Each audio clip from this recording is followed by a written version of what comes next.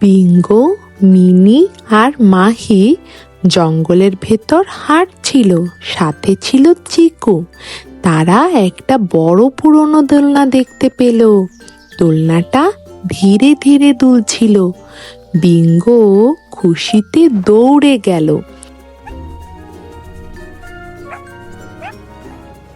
Mini বলল, সাবধান।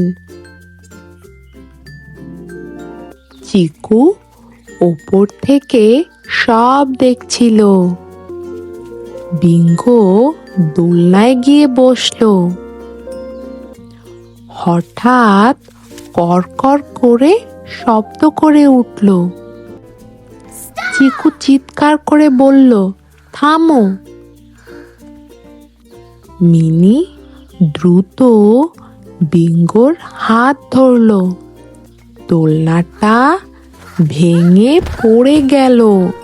শিক্ষণীয় কথা: খেলার আগে নিরাপত্তা দেখলে বিপদ এড়ানো যায়।